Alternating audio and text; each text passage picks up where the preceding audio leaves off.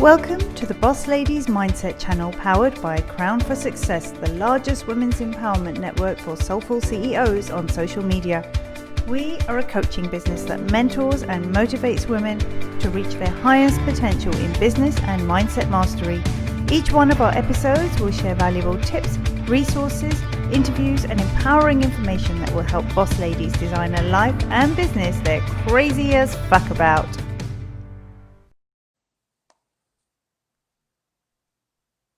We go. Okay, we're bringing in our guest.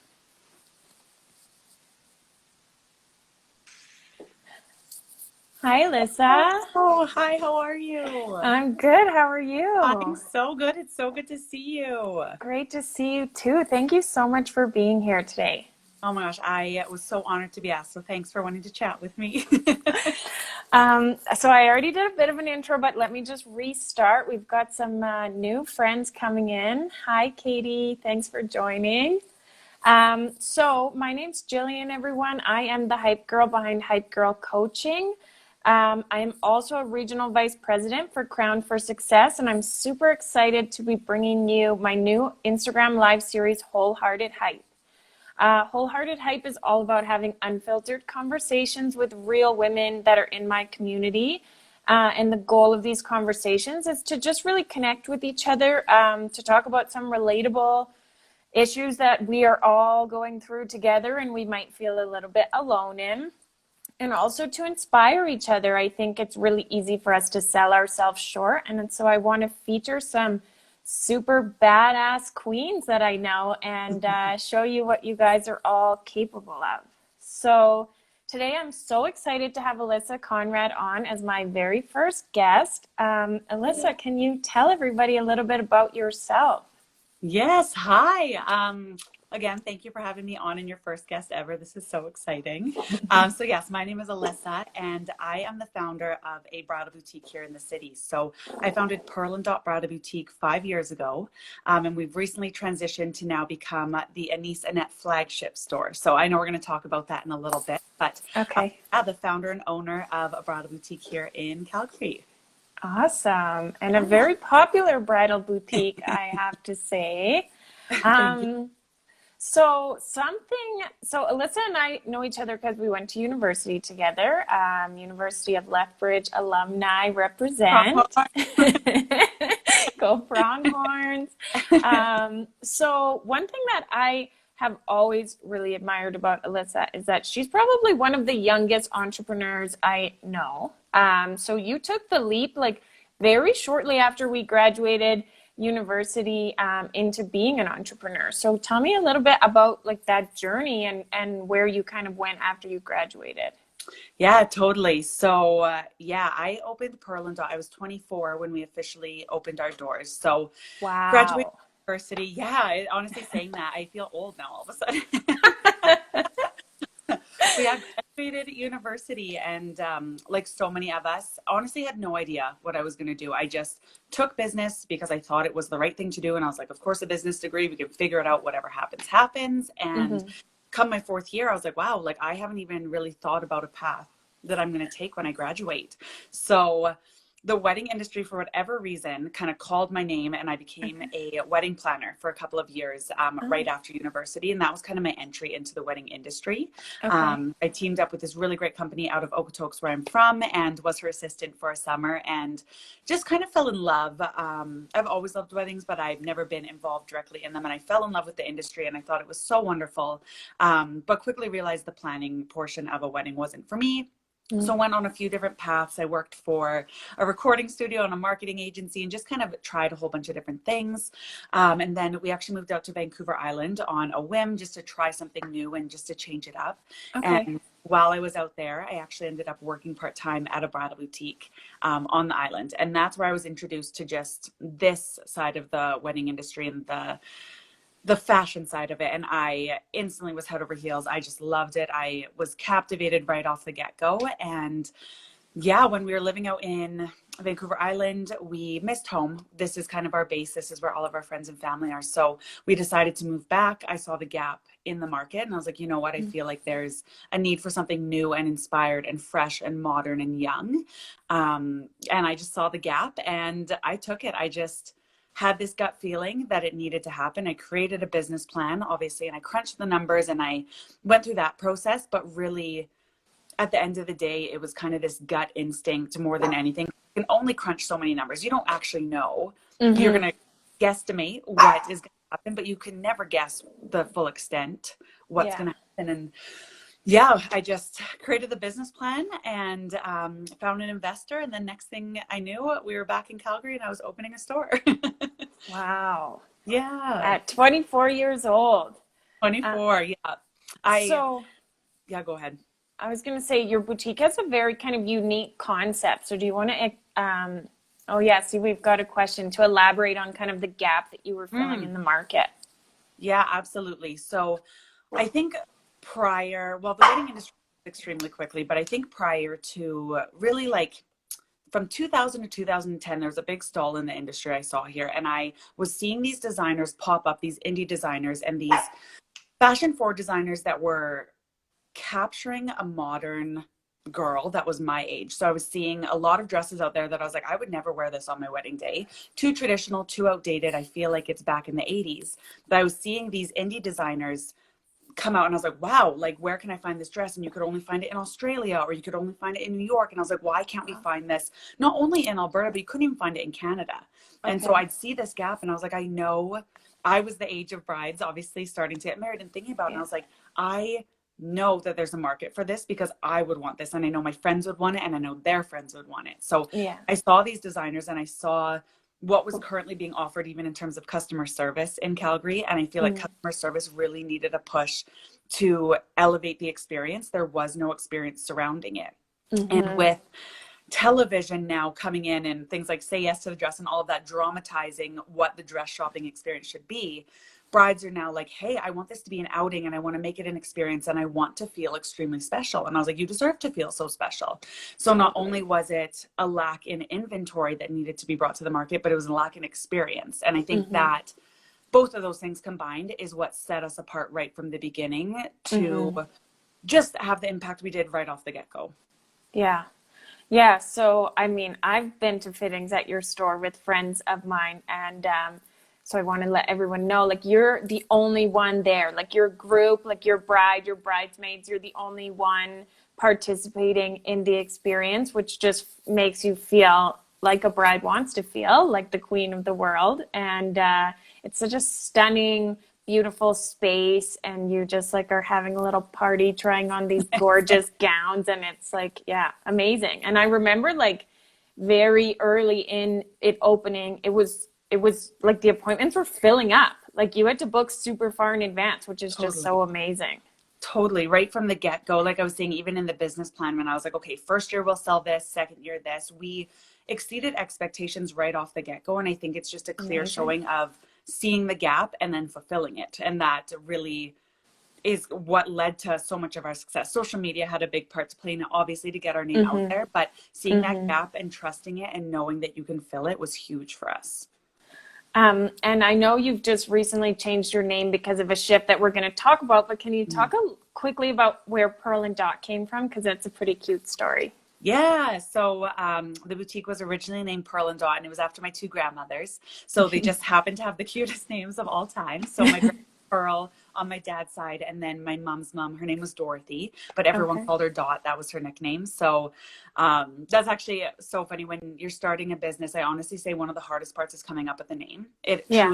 Like I scoured over names for months and there were so many bad names. Like I look back and I'm like, I can't believe that I actually considered that. But it just hit me one day and I was like, oh my gosh. I was like, that's it. Like it just hit me and I was like, of course it's going to be called Pearl and Dot. There's no other name for it. Yeah. And it totally just caught people's attention right away, which was very cool. But it's like personal too. Like it's showing your personality a little bit. Totally. And I think your brand needs to ultimately be a reflection of who you are, because you are your brand and your brand is you, and you, what you put across, if you want it to be genuine, which you do, it needs to be a part of you. So to have something so intimate like that as a name just really spoke to me, and it just made complete sense, especially in the industry that we're in. Totally. Yeah. And more than ever in the age of social media, that's when you're really marketing your personality.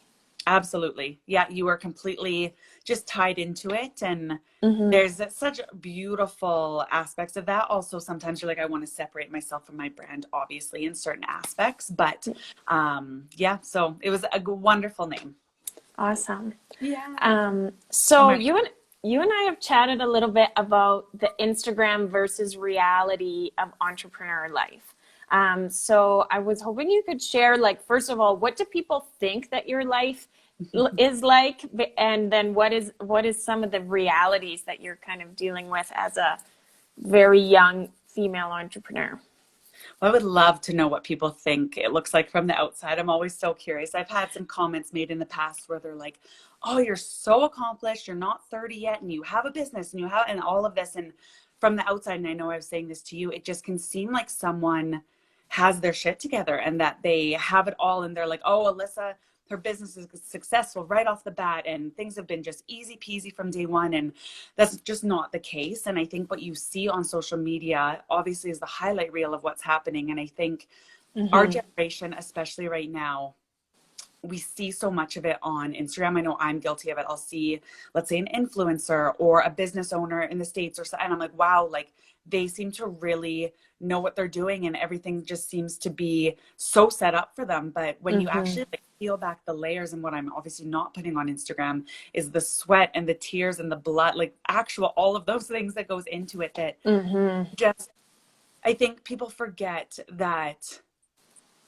so much of you goes into this, and it's like we were just saying, so fully a part of you that you can't even escape it at times. So I think it's a good reminder to remember that it's not easy, and it's so much hard work, and there's also cons to being an entrepreneur. I know people are like, oh, you work for yourself and you have free time and you can go on vacation whenever you want. And that's not the case, because you are the lifeline of your business. You are the person who makes all the calls. And if there's something that goes wrong, you are that person. I can't call someone and say, hey, this went wrong. What do I do? That's I'm like, I got to figure this out. And I'm the janitor, and I'm the accountant, and I'm the HR manager, and all of these things pile in. It's not just business. I have employees, and my employees are amazing, and they are such a huge part to why we are so successful, is because I can fully trust them. But we also need a leader who they are like is there for me, and she is able to support us in our goals and our careers as well. So you just are wearing so many hats. And the stress of wearing so many hats, I think, can just really play a part into the hardships of being an entrepreneur.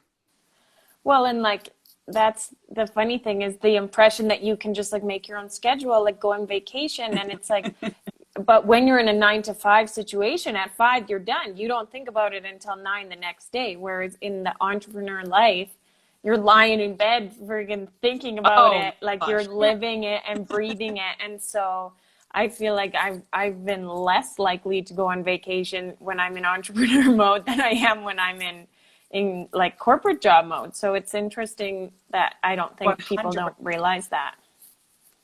100%. I think when you work for a company and they're like, okay, you get 2 weeks paid vacation, book it off.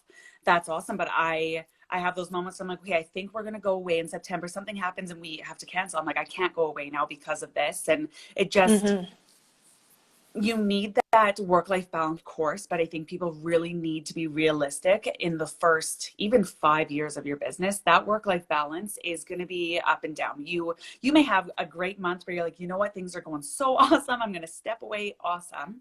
But then the next, you're like, I thought I'd be able to kind of take some time, and you can't. So you just have to be okay and love what you do enough to be okay with that work-life balance.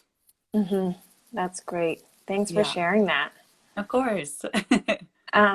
So do you think that you will always be an entrepreneur? Like, can you ever see yourself going back to the traditional workforce? It's so funny that you bring this up. Derek and I, my fiance, we were talking about this the other day. Somebody asked me, they're like, Alyssa, if you weren't doing this, what would you do? And I took a long pause because I was like, I'm not sure. And I was like, I think I would start another business. Like I would be an entrepreneur of some sort. And Derek was kind of like, oh, like you want to do, because he sees the hardships, obviously. He sees the moments where I'm like fuck, this is hard. So Yeah. he's like, oh, we would do this again. I'm like, I just can't imagine not doing it. And I know, again, there are those hardships, and it's so much work, but at the end of the day, I love building things, and I love that feeling of looking and being like, holy shit, I created this business. Yeah. And I was 24, I had an idea, and I built this. And I don't know if I could see myself going back to work for somebody else. I'll never. Like if an opportunity was to present itself, amazing. But for right now, if I was to say, I just foresee myself building more companies.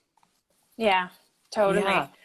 I think it's like it's a little addicting, you know, like, yeah, there's maybe a lack of balance, but there's also like the control where you are really able to make the decisions and create the direction of the business, which is something that you don't have when you're working in somebody else's company. So that's a bit addicting, especially when you trust your own instincts. Totally. It's like, I don't have a tattoo, but I've heard once you get that first tattoo, you want to keep going back. And I think it's the same. You start a business, like, oh, well, now I got to start another one. Awesome. So can you tell us a little bit about the transition that Pearl and Dot is going through right now?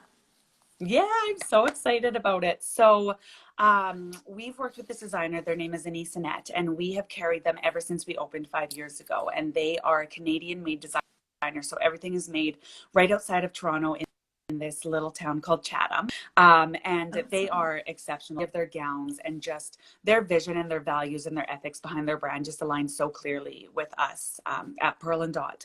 So I know, like a lot of people this year with COVID and everything that's been happening, we've really taken a deep, hard look into our business and what's working, what's not working, where we can improve. And I'm of the mindset that we want to push the envelope in everything we do, and I know okay being at the standstill. And so everything a bride says when she comes in, I take into account, whether it's sizing or price or quality, whatever it is. I've taken all of this over the past 5 years and just determined that it was time for us to up-level our business, basically. So I approached this designer and was like, hey, we love what you do. We believe so strongly in your brand. We would love to basically open a specialty boutique of your designs. So we officially launched this July 1st. So we've been open a bit over a month, I guess, or August 1st. August 1st, sorry. I don't even know what month it is. We've been open a little bit over a month, and it's honestly, so I was talking to someone the other day, and I was saying that I had this feeling when I started Pearl and Dot that it needed to happen. Like I was mentioning earlier, I just had this gut feeling that this was what was the right next step. And I haven't had that feeling up until the moment that I decided that we should now open this flagship store. It was that exact same feeling of, I know this is the right next step for us.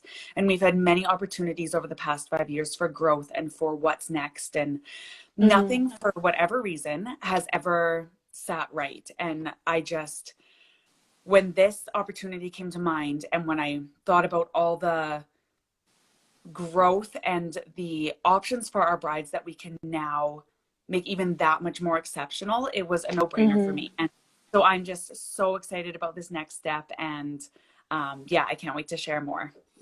Awesome. Yeah, she's got some unbelievable dresses. I've definitely checked out some of the stuff you've put out there, but I just think that what's so special about being an entrepreneur too is the ability to infuse your values in the business.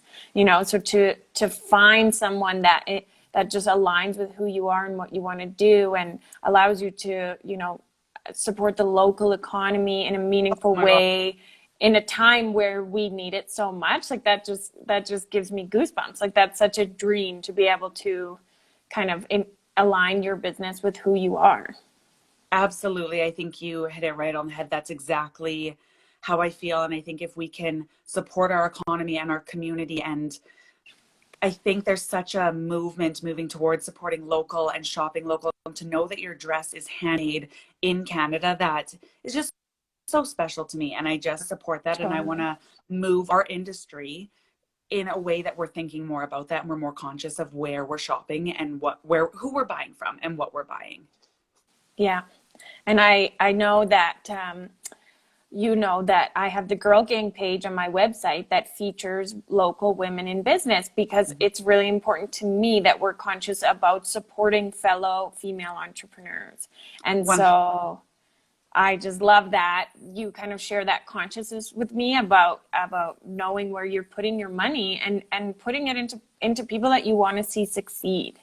Absolutely. And you know, realizing that the large monopolies and stuff that are so prevalent in shopping in our business are really taking away from those smaller guys that are just out there trying to give you a bit of a more special experience. So Absolutely. And to just shine a light on those companies that some people may have otherwise not have heard about is just so special. I love hearing about a new company that's woman owned or locally owned in Calgary or Alberta or Canada that I can now support that I may have otherwise not have heard of. totally. Even through this exercise, I've met so many new women in business, and I've also spent a lot of money on their products because I'm like, oh my God, this is so cool what you're doing. Oh, totally. And then you're hooked, like, this product is amazing. So of course I'm going to continue to support because you're putting so much love and passion into it. And I'm seeing it when I'm trying your product. Yeah. Awesome. Yeah. So are you able to share a challenge that you have faced specifically as a woman in business? That's a great question. So actually this,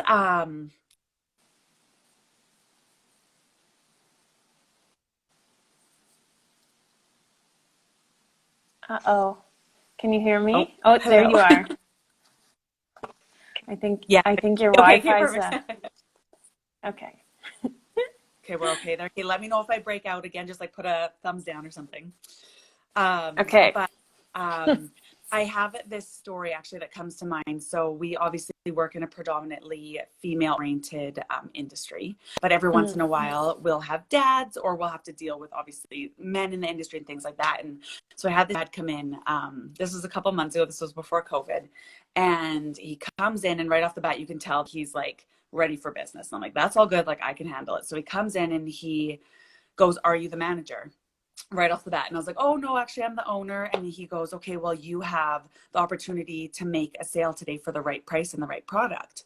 And in the back of my head, I'm like, well, yeah, like that makes sense. That's why we're all here. But I was like, sure, totally all good. Like you're just trying to stand up for your daughter, all fine, whatever. So appointment goes on, we get upstairs and I get the bride in the change room and I'm like, okay, step on into the first dress. Let me know when you're ready. I step outside the change room and we do this with every appointment. So as I'm outside of the change room, I'm just making small talk with her, asking her about her fiance and all of that. And the dad interrupts me and he goes, "Can you stop talking and get going?" And I was like, I was like, "I am talking with your daughter. She's like stepping into her first dress. Like, don't worry, like we're going." So had like quite a bit of tension throughout the appointment, but just kind of focused on the bride. All good. We deal with family stuff all the time. So then at the end of the appointment, we go downstairs and he sits down on the counter and he like kind of leans in and looks me right in the eye and he goes, "Okay, so you're obviously operating at an X margin." I can't remember what he said. And he goes, "So what kind of deal can you be giving us today?" And so I look at him and I was like, "Actually, we're not operating at that margin. And I can't give you a discount due to our contracts with our designers, but great question." Basically like not happening. Yeah. So he's kind of like, "Oh, like Puffy, like I can't believe you just like didn't negotiate, whatever." So I'm just like laughing in the back of my head, like so silly. So then he goes to leave and he goes to shake my hand. So I shake his hand and he grabs my hand and he goes, "You're pretty good at what you do, but you talk too much." And then he walks out the door. And I was like, oh my gosh. I was like, wow. Like wow. And so I just kind of reflected on it. And obviously, being a young female, there can be certain people, whether it's males or females, that just feel like they control a situation just due to my age or my gender or whatever it may be. And they feel like bullying or negotiating because I may be weaker and I'll kind of give up. And I just feel like that's just something, and again, we don't experience it all the time, but I think as women, there's so many times where people think that they can push us until we kind of break and we're like, "Oh, like I'm feeling intimidated, I'm feeling flustered, so here's 10% off, like I just want to make you happy." But I think we need to remember that, no, this is my business. You don't know my profit margins and you don't know what kind of discounts I can give. And you're a dick, so obviously I'm not going to give you a discount. But I feel like people will push your buttons, and I think you need to stand for what you believe in and trust yourself and be like, "No, like this is my business. I deserve to make what we're making. I obviously have these prices for a reason. And yeah, what exactly what you just said, would he have said that to a man? Probably not. So I feel like the prime example of whether you're dealing with contractors, I've had it many times with renos where the mansplaining and just being like, you don't know what we're doing, so we're going to try and charge you more. And it's like, no. Like, I research, I'm smart, I know what I'm doing. So I think it's just stick to your guns and be like, no, if I come across like a bitch, then I come across like a bitch, but you're not going to walk all over me. That's not how this works. Yeah. Love that. Wow. That's an amazing story. Stories for that comes from, I'll write a book one day and then it'll be all the dirt. I mean, that's so true. Like, just that people look at you and think and underestimate you immediately, 100%. which is like hard, because I think that as women, we can be really quick to underestimate ourselves too. So I think, like, power to you for that response. You know, do not reward that kind of behavior, and like have pride in what you've built. And you know more than anyone that people are more than willing to pay full price for your products. So like, this guy doesn't get an intimidation discount. Totally. Yeah, that doesn't fly. That's not how this works. Like, you do get to pick who gets a discount, awesome, but totally. Intimidation is not the way to get it. That's note to future shoppers. Note to everybody, just be a good person. Just be nice. That's all. Do not be a dick. Exactly. That is the moral of the story. Don't be a dick. His daughter was so lovely, and I felt for her. She was embarrassed, and so just don't be a dick. That's all it is. Wow, great. Thank you for sharing that. Yeah, of course. So in your mind, what are 3 kind of keys to your success so far that other female entrepreneurs could keep in mind if they're earlier in their journey? I would say one of the first thing that stands out is, and I think that story is a good example of it, but just believing in yourself, pushing through the hard times. There's going to be so many times that you're going to get kicked down and you're going to question, should I be doing this? Am I strong enough for this? Is this the right thing for me to be doing? Push through that, because every single challenge that's thrown your way is ultimately making you a stronger entrepreneur at the end of the day, and a stronger woman and a stronger person. So I just feel like the perseverance and that determination, just lock on to that. Every challenge, look at it as, how is this making me better? Even, for instance, the feedback you get that you're like, oh, I don't know if that was founded, listen to it and be like, okay, let me dive into it. Is there something here that I could change? Do I need to change based on that feedback? And just listen to everything and be able to, I guess that's going into the second one, is just to be able to shift and not be so stuck in your ways that you can't see what could be better. I think one of the things that's really helped me so much through all of this is to be able to adapt and to foresee what's happening. I think even with our current change that we're going through from Pearl and Dot to Anissa Net, it's me looking where the market is going and seeing the future of the market and jumping onto it. I want to be ahead of the curve always. I don't want to be slow following. I want to be leading that pack so that I can constantly be excelling. So I think just always looking for what's next and not being scared to adapt to it. Being stubborn. You got to be like a little bit stubborn. Definitely. Just being sure of yourself, though. Totally. And there's going to be moments where you're going to doubt yourself. That's just inevitable as a human. But just push through it and just keep being like, you know what? I can do this. I can make it through this, because you always will come out the other side a better person. And did I name 3? I've just like molded them all together. Okay. So we have believe in yourself, be adaptable. Which in the time of COVID, we are seeing even more relevant than ever, because the businesses that weren't able to adapt are dying, which is so sad. So sad. And be stubborn, AKA sure of yourself. Yeah, exactly. Yeah. And just use the people around you to help you. That's also a big one, because you can't do everything, even though you're going to think that you want to try, and you're going to think at moments that you can, you're going to burn out. And there's people that are better at things than you are. You have your things that you're like, this is where I thrive. This is what I'm awesome at. Hire people who you need to fill those gaps where you need help, and trust in those people. Because as soon as you bring someone onto your team, trust is going to be the biggest thing in order to make that relationship work. It needs to go both ways. But that is just so extremely important. Yeah, when we were chatting about that, like, you know, if say accounting isn't your thing, like instead of like trying to force numbers that are just like going to take you longer and soak up a lot of your emotional energy, like hire an Totally. accountant and be okay Absolutely. with letting somebody else be the expert on that. Absolutely. And your time is money at the end of the day. If you're spending X amount of hours on accounting when someone could do it in half an hour, you're wasting your time where you be further growing your business or taking a vacation. Time is money. That's number Yeah. 4. Yeah. Well, I don't know if you saw in the comments, but I think we're going to have a bit of a collaboration on moral of the story, don't be a dick merchandise. Honestly, let's do it. You know I'm so down. I would wear that t-shirt. Right? Maybe a little hat, bumper sticker. Oh my gosh, everywhere. Let's do it. I'm so in a tote bag. Perfect. Great idea, Katie. Thank you. You want to go in on our collab? Yeah, we can make a mask, like just honestly on a mask. I think that's where it needs to be. More the story, don't be a dick. Yeah, and wear a mask. Yes, exactly. Awesome. Well, we filled up 30 minutes really quickly. That flew by.